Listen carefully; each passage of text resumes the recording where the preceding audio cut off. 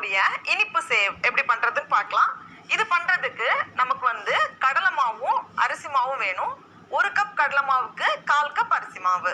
ஒரு பவுல்ல 1 கப் கடலை மாவு சேர்த்துக்கோங்க. அதே கப்புக்கு 1/4 கப் அரிசி மாவு.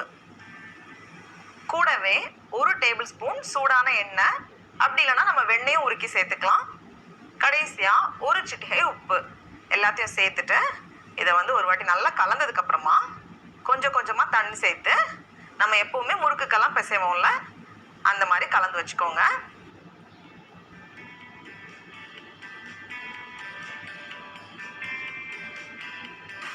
மாவு ரெடியா இருக்கு. அதுக்கப்புறமா இந்த மாதிரி 3 ஓட்டை இருக்கிற அச்சு எடுத்திருக்கேன். மாவு உள்ள வச்சிடலாம். மாவு ரெடியா இருக்கு. எண்ணெயும் சூடா இருக்கு. நம்ம போட்டு பொரிச்சு எடுத்துடலாம். ஒரே முறுக்கா பெருசா சுத்திட்டு அப்புறமா உடைச்சாலும் பரவாயில்ல. இல்ல ஃபர்ஸ்டே சின்ன சின்னதா வேணும்னா நம்ம சின்ன சின்னதா உடைச்சு விட்டுடலாம்.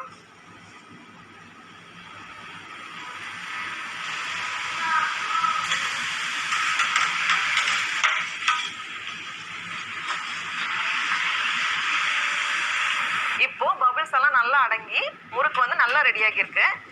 இப்போ இதை எடுத்து நம்ம வெளியே வச்சிடலாம். அதே மாதிரி மீதி இருக்கிற எல்லா முறுக்கையும் பொரிச்சு வச்சிடலாம்.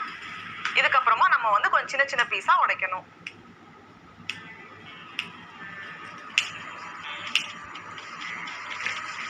சேவெல்லாம் பொரிச்சு ரெடியா இருக்கு. இதுக்கு மேல வந்து ஒரு சர்க்கரை பாகு கோட்டிங் கொடுக்கணும். அதுக்கு வந்து ஒரு பேன்ல 3/4 கப் சர்க்கரை சேர்த்துக்கோங்க. இது வந்து 150 கிராம். கூடவே சர்க்கரையில பாதி தண்ணி, இது வந்து 6 டேபிள் ஸ்பூன் போல வரும். சேர்த்துட்டு சர்க்கரை பாகு வந்து உருட்டுற பதம் வரணும்.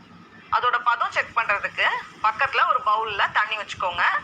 கொஞ்சமா எடுத்து சேர்த்தோம் அப்படின்னா இந்த மாதிரி கையில உருட்டுற வருதுல்ல, இந்த பதத்துல வரணும்.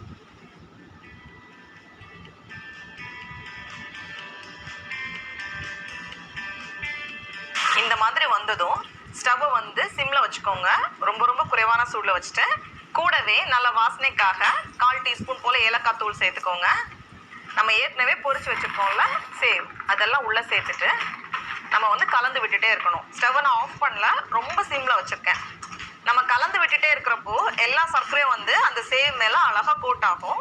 இப்போ வந்து கொஞ்சம் கண்ணாடி மாதிரி இருக்குல்ல, இதை வந்து நம்ம சிம்ல வச்சு சூடு பண்ணிட்டே இருக்கும்போது கொஞ்சம் கிறிஸ்டலைஸ் ஆகி வெள்ளை கலர்ல வரும்.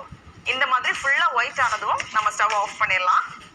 பாருங்க எவ்வளவு அழகா கோட் ஆகி அப்படியே கடையில வாங்குற மாதிரி இருக்கு.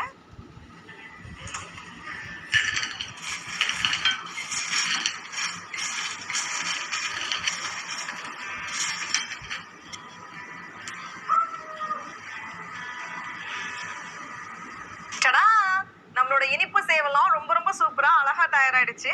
அப்படியே நம்ம பேக்கரியில வாங்குற மாதிரியே வரும். ரொம்ப ரொம்ப சுலபமா செஞ்சு முடிச்சிடலாம். இப்போ நம்ம டேஸ்ட் பண்ணி பார்க்கலாம்.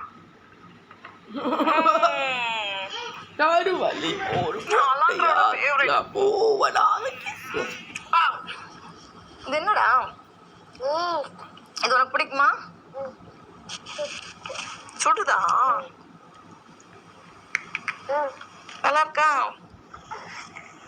நீங்களும் கண்டிப்பா இந்த ரெசிபியை வீட்டுல செஞ்சு பாருங்க. உங்களுக்கு இந்த வீடியோ பிடிச்சிருந்துச்சுன்னா மெட்ராஸ் சமையலுக்கு சப்ஸ்கிரைப் பண்ணுங்க. நாவின் சுவை எறும்புகள் மலரட்டும்.